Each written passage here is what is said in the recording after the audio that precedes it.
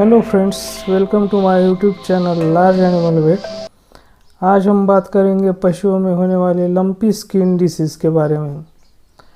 Lumpy skin disease सन 2022 से पहले हमें जिस बीमारी का नाम तक पता नहीं था, उस बीमारी ने देखते देखते भयंकर महामारी का रूप ले लिया और अब तक लाखों से ज़्यादा पशुओं की जान ले चुका है, जो कि देश के अलग अलग 15 राज्यों में 251 जिलों में अपना पैर पसार चुका है।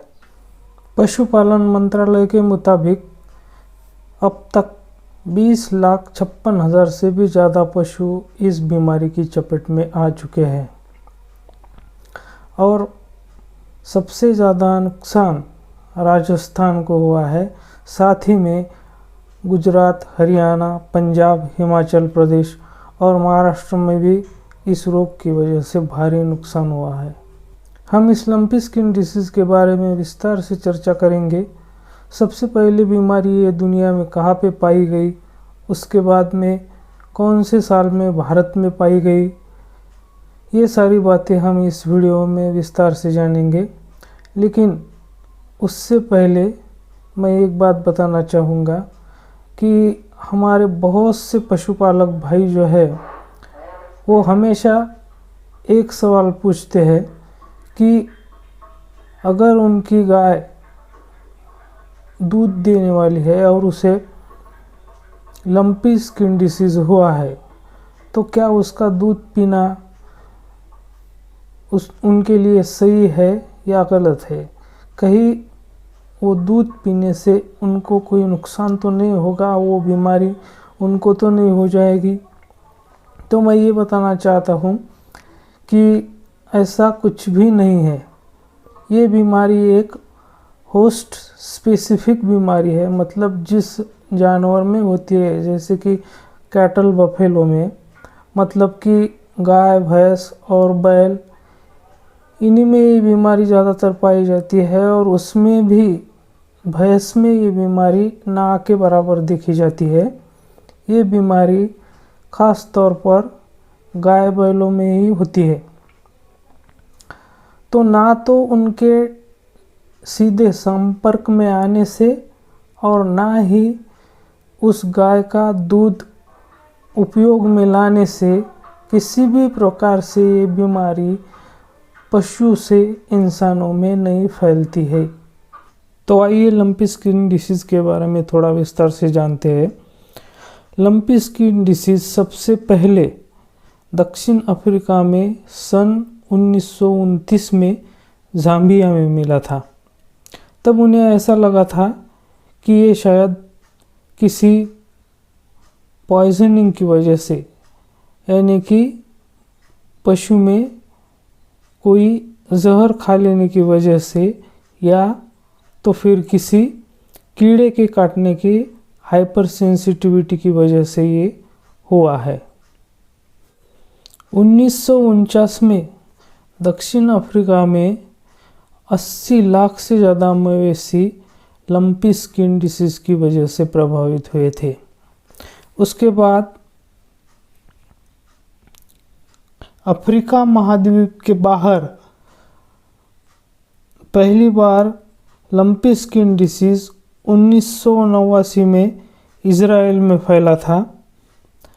2012 के बाद मध्य यूरोप और मध्य पश्चिम एशिया में फैला था। जुलाई 2019 में बांग्लादेश के साथ इसने दक्षिण एशिया में एंट्री की। 1943 से 1945 इन 2 सालों के बीच में बोत्सवाना, जिम्बाब्वे और दक्षिण अफ्रीका में फैला और फिर 2019 में भारत के ओडिशा राज्य में लंपी का पहला केस मिला। तो आइए अब जानते हैं लंपी स्किन डिसीज़ के बारे में कि उसका कारण क्या है, उसके लक्षण क्या है, उसका उपचार क्या है, उसका प्रसार कैसे होता है और उसका प्रतिबंध कैसे कर सकते हैं, मतलब कि उसको फैलने से कैसे रोक सकते हैं। लंपी स्किन डिसीज़ एक वायरल बीमारी है जो कि कैप्रीपॉक्स ग्रुप के वायरस से होती है, जिसका नाम है लंपी स्किन डिसीज वायरस, और उसे ही निथलिंग वायरस के नाम से भी जानते हैं। इसके लक्षणों के बारे में बात करें तो सबसे पहला लक्षण हमें दिखाई देगा कि उसमें बहुत तेज़ बुखार होता है, जैसे कि 106 से लेकर 107 फ़ारेनहाइट तक, और पूरे शरीर पर गांठें बनने शुरू हो जाएंगी, जिसका डायमीटर 2 सेंटीमीटर से लेकर 5 सेंटीमीटर तक हो सकता है। उसकी लिम्फ नोड जो है वो बड़ी हो जाएगी, एनलार्ज हो जाएगी। उसके बाद उसके आँख से, नाक से पानी बहने लगेगा, मुंह से लार भी टपकने लगेगी, और बहुत सारे केसेस में सबसे पहले जो है तो किसी पैर पे स्वेलिंग आती है, जिसे हम इडेमा कहते हैं, और बाद में गांठें बनना शुरू हो जाती है। तो कभी कभी पिछले पैर में भी स्वेलिंग आ जाती है, तो कभी कभी आगे के पैर में और ब्रिस्केट रीजन में भी स्वेलिंग आ जाती है, जिसे हम ब्रिस्केट इडेमा कहते हैं। अब बात करते हैं इसके प्रसार के बारे में। मतलब ये बीमारी एक रोगी जानवर से स्वस्थ जानवर में कैसे फैलती है। तो सबसे पहला जो मुख्य कारण माना जाता है वो कि खून चूसने वाले जो कीड़े होते हैं, जैसे कि मच्छर है, कुछ मक्खियाँ है और टिक्स है, ये इसका एक मुख्य कारण माना जाता है। जैसे कि मच्छरों में एडिस इजिप्टी जो फीमेल होती है वो खास करके इसका एक माध्यम माना जाता है प्रसार के लिए।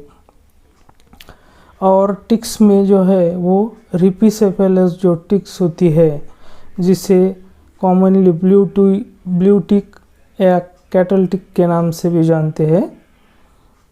और अगर फ्लाइज के बारे में बात करें तो स्टोमोक्सिस कैल्सिट्रन नाम की जो मक्खी होती है वो भी इसके लिए एक प्रसार का माध्यम बनती है। साथ ही में जो हाउस फ्लाई होती है, जिसे कॉमन फ्लाई भी कहते हैं, जो घर में हमारे मक्खियाँ दिखती है, वो भी एक इसका डिसीज़ का ट्रांसमिशन का कारण माना जाता है। अब अगर दूसरे कारण की बात करें तो जो बीमारी से ग्रसित पशु है उसके हर एक सिक्रेशन में वो वायरस मौजूद होता है, जैसे कि उसकी लार है, उसके आँखों से बहने वाला पानी है। तो अगर इस पशु के सीधे संपर्क में अगर कोई स्वस्थ पशु आ जाता है तो उसे भी ये डिसीज़ ट्रांसमिट होने की, मतलब ये बीमारी उसे भी होने की संभावना ज़्यादा होती है। अगर तीसरे कारण की बात करें तो अगर सभी पशु एक ही टब में पानी पी रहे हैं, उसमें लंपी रोग से ग्रसित पशु भी पानी पी रहा है, उसमें स्वस्थ पशु भी पानी पी रहा है, तो उससे भी बहुत ज़्यादा इस बीमारी के फैलने के चांसेस बढ़ते हैं। साथ ही में अगर जो बचा हुआ चारा होता है जो डिसीज़ एनिमल का हो, मतलब लंपी डिसीज़ से ग्रसित एनिमल का बचा हुआ चारा अगर हम किसी हेल्दी जानवर को देते हैं खाने के लिए, तो वो भी एक चांस है। उसके बाद में अगर हम अब चौथे कारण की बात करें तो जब ये बीमारी एक बीमार पशु से स्वस्थ पशु में अगर काटने वाले मक्खियाँ, मच्छर, इनकी वजह से फैल सकती है, तो जाहिर सी बात है कि ये बीमारी एक ही नीडल बार बार यूज़ करने से, मतलब कि अगर वही नीडल से हम बीमार पशु का ट्रीटमेंट करते हैं और वही नीडल स्वस्थ पशु में लगाते हैं, तो वहाँ भी इस डिसीज़ के ट्रांसमिशन का चांस बढ़ जाता है। अब हम बात करते हैं इसके ट्रीटमेंट की, यानी कि इसके उपचार की। तो इसका कोई भी स्पेसिफिक ट्रीटमेंट नहीं है।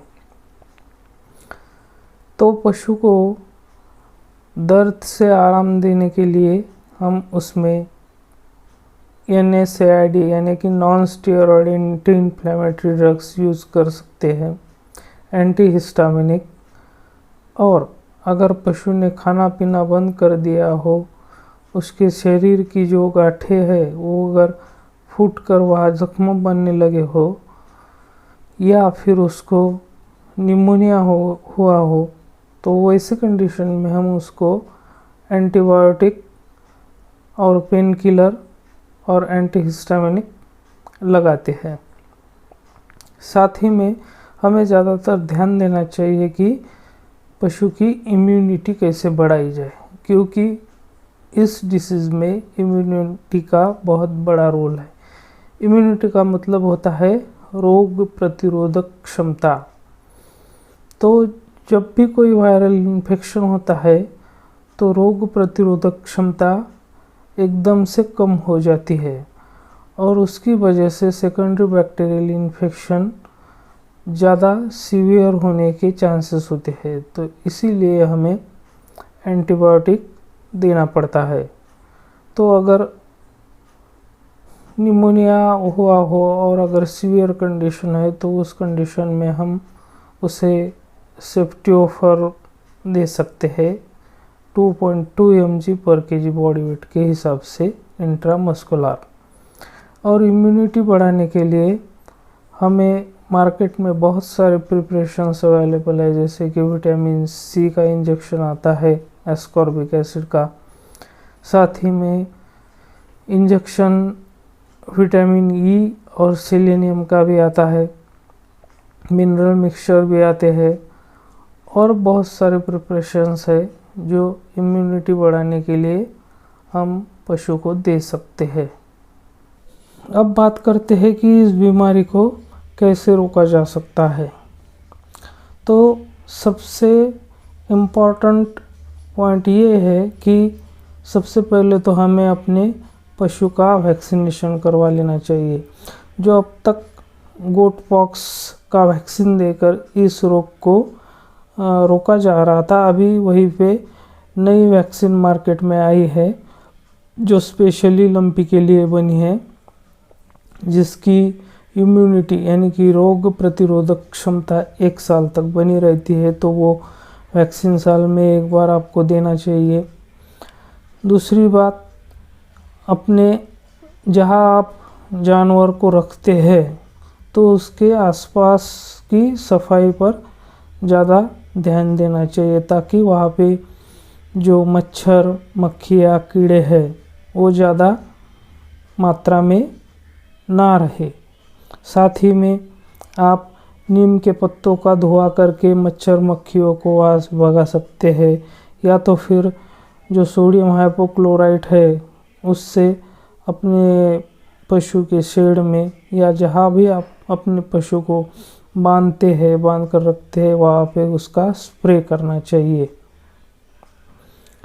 मेरे साथ बने रहने के लिए धन्यवाद। अगर मेरी इन्फॉर्मेशन आपको ज़रा सी भी अच्छी लगी तो मेरी वीडियो को प्लीज़ लाइक शेयर और सब्सक्राइब करना ना भूलें। धन्यवाद।